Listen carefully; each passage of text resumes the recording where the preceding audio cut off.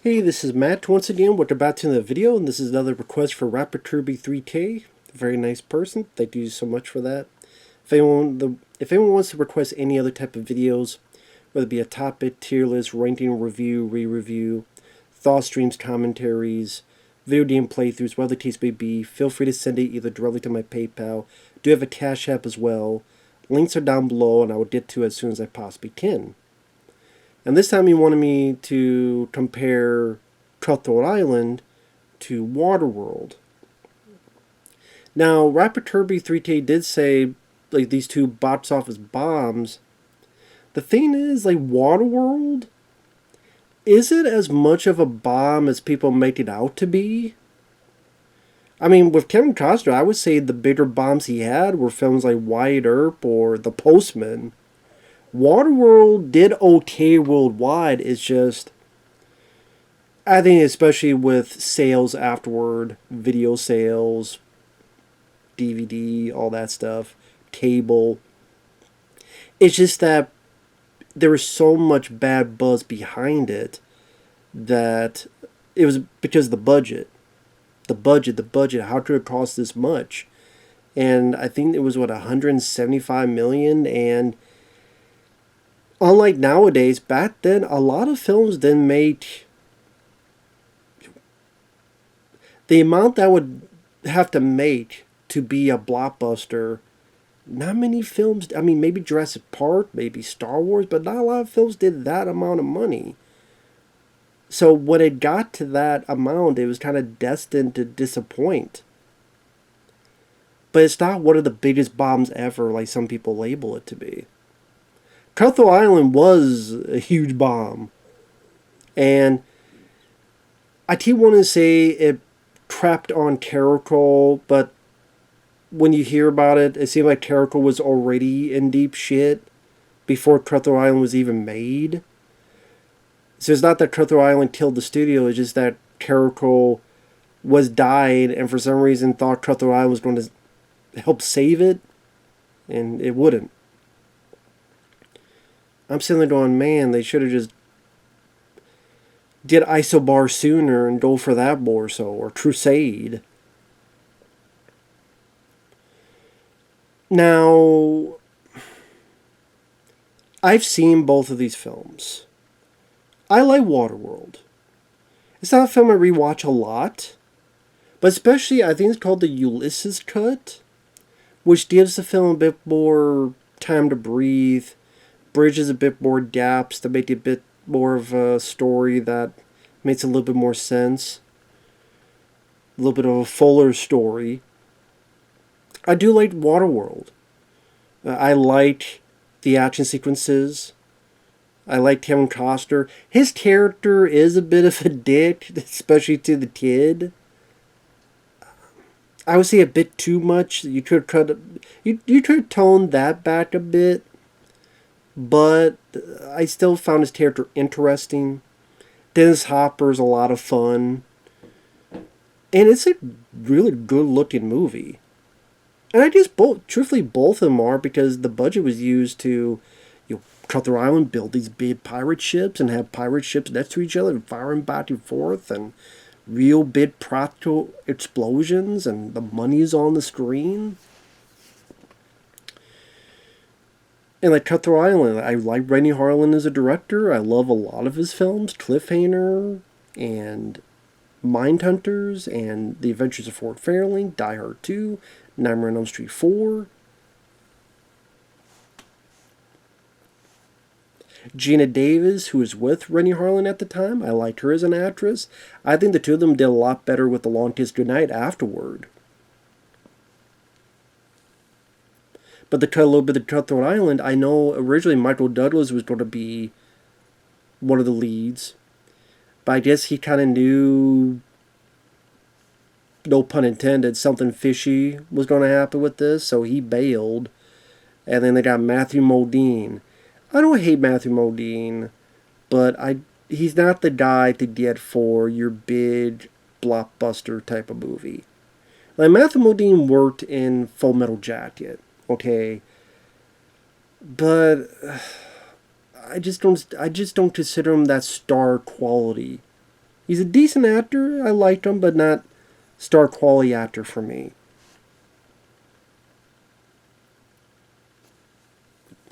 And I thought the villain, he did a job. I mean, Frank Langella, he was Skeletor in the Canon Films Masters of the Universe He-Man movie. And there were some pretty decent pyrotechnics on that front. And I know I'm going back and forth with these movies. Like Cutthroat Island, you kind of knew that would be a bomb because other than Pirates of the Caribbean, years later, pirate films bomb. Like pirate films kind of always bombed throughout the years. When you look through, Walter Matthau was in one, and there's Pirates the movie, and like all this other stuff. Unless you went back to the days of Errol Flynn from the 70s, 80s, like whenever they tried to do a pirate movie, it would always bomb. It would always fall flat on its face. You think you would look at that and go, well, this is the pattern. Let's not repeat it. But maybe they were hoping what eventually Pirates of the Caribbean did. Pirates of the Caribbean was the lightning in the bottle for pirate movies. I do like that film. I do think it's I mean, unless you want to count The Goonies as a pirate movie, but I mean, like actual pirates. Johnny Depp gave a performance that people honed in on, and it's one of those performances that just clicked with the public. And that doesn't happen often. But people just clicked with that, with Jack Sparrow, and then it's a pirate movie, but there's also a supernatural aspect, there's a fantasy aspect, so that will broaden your audience to, if they're not into pirate stuff, but that stuff they may be interested in or intrigued by.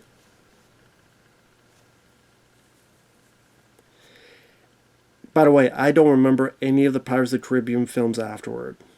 Did they, like 4 more? 3 more? 4 more? I can't remember. 3 or 4 more. I can't damn fucking remember. The only one I can remember is the first one.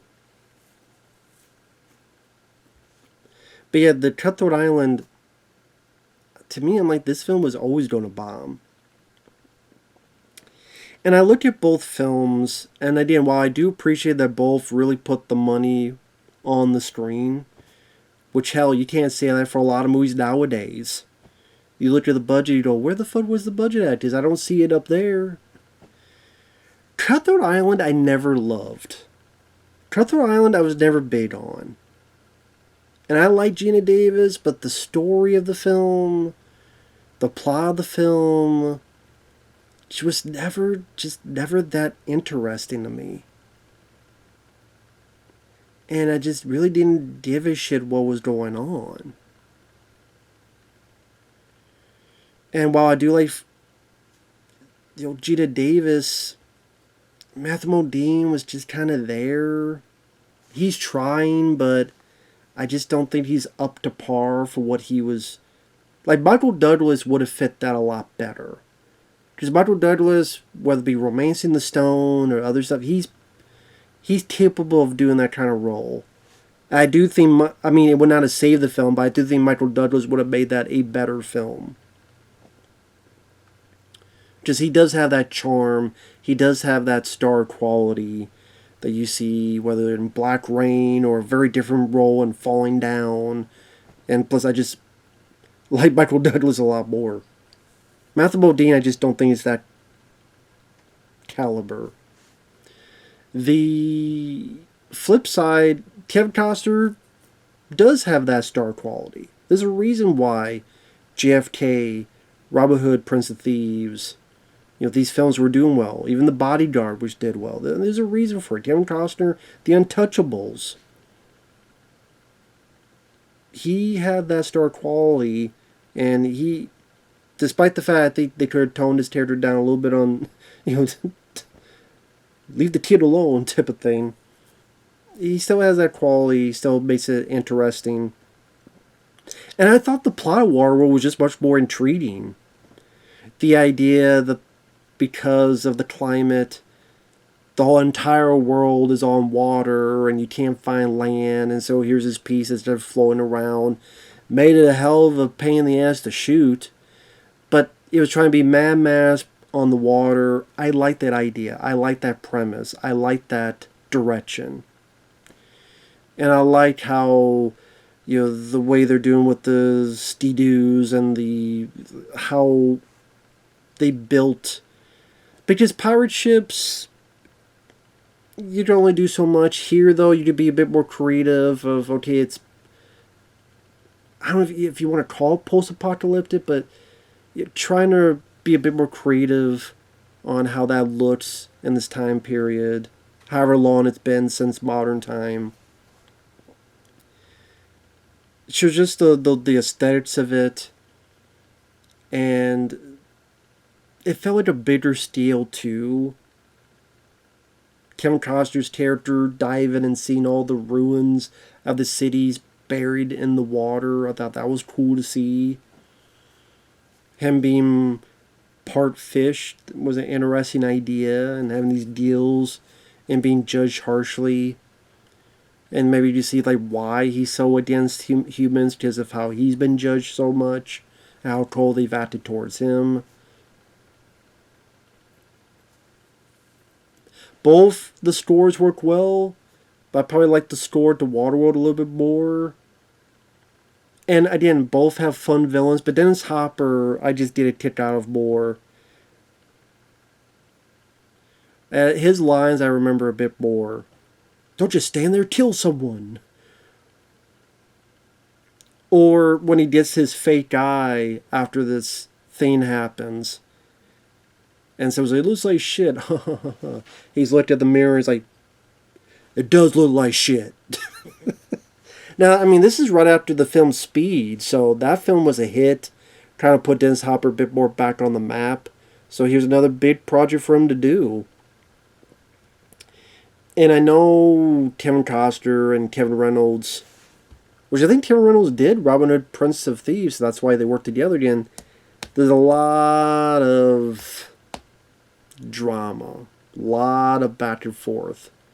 Because Kevin Costner is an Oscar-winning director, because he did Dances with Wolves, and it's like, well, he wants stuff, but then, hey, the other Kevin is still my movie, and how much of a pain he has to shoot on the water because you gotta make things settled, and if something goes wrong, you gotta get a boat to go all the fucking way over there, all the fucking way back, and how much time that takes. And there's be a lot of time you're probably just waiting for stuff to happen.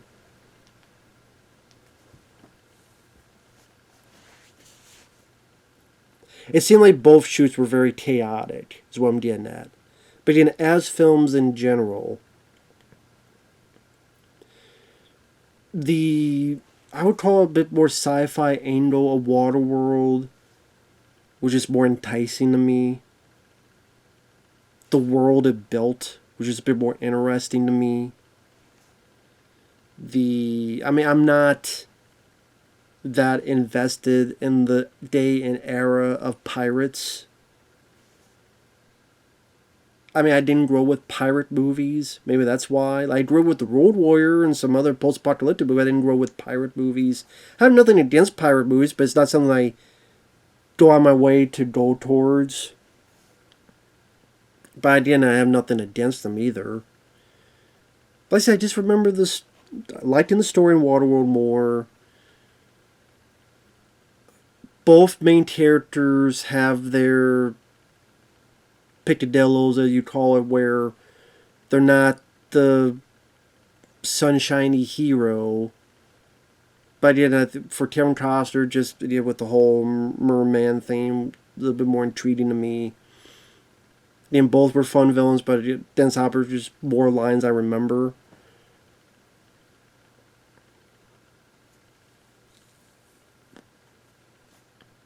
And both have fun action scenes, but I remember more scenes from Waterworld, to be honest.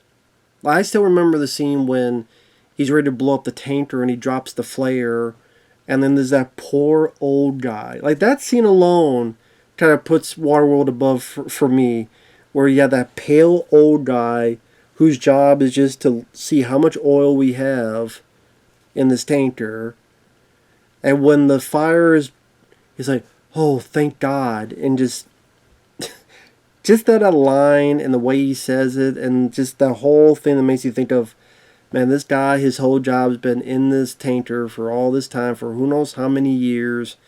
His own job is to do this, and finally to find peace, finally to get out of this chicken shit bit of his life. So he embraces being blown up and killed. I don't put a lot more thought into it, but just like details like that really made me smile. And it's not like I'm saying Waterworld is one of my favorites, but again, I do like that movie. I don't think it was as bad, and I do think that the longer cut was able to make it flourish a bit more.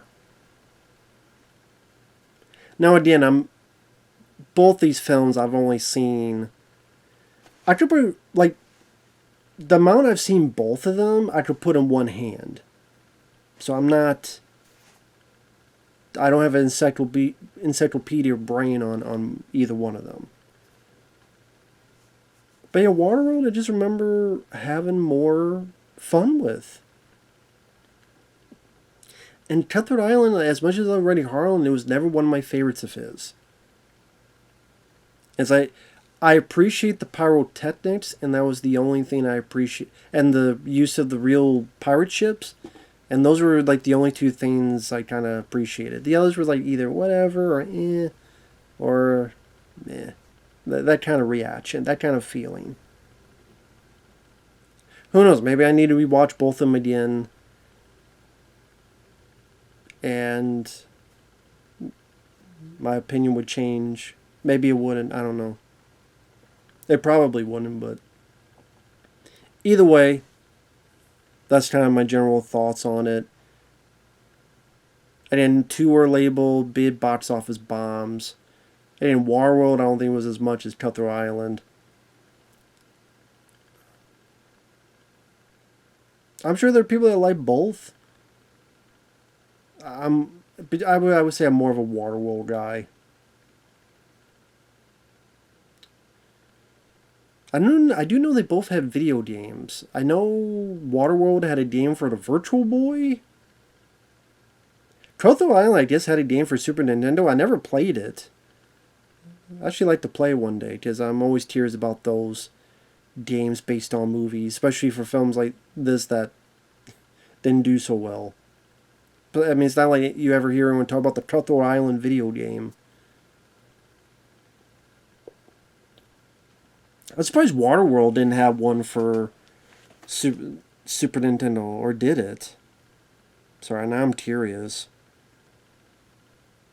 When I ever think of Waterworld, I always think of that scene in The Simpsons, where at this bill house he's put in the quarters. He puts in like $10, and then he only walks 2 feet, and then game over. And that was the overspending of the movie. Someone actually took that and made a whole video game out of it, which is crazy. Oh, there is one for Super Nintendo. Okay.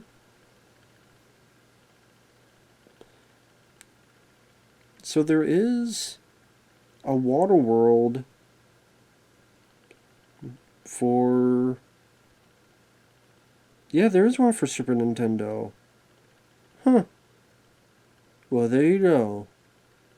I never even knew that. Well, shit. See, this is why... The more you know.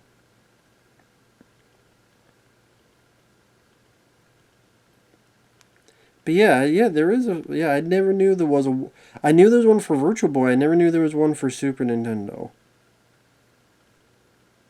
I mean, it just makes sense. It's one of those ways they would try to market as much as they can.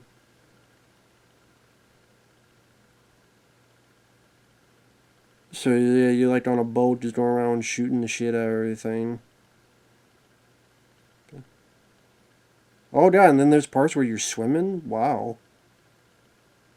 Like, come on, get off there.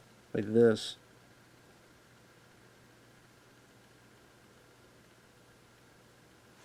I never knew. And then the bow part was this.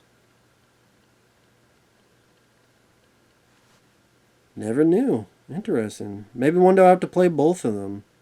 See how it is. Anyway, I'm sorry I'm going off tangent. So I can't compare it to like which had the better video game. I don't know. And I would say I like the music in Waterworld more. And I just like the story in Waterworld a bit more. But anyway, sorry, going off tangents here, but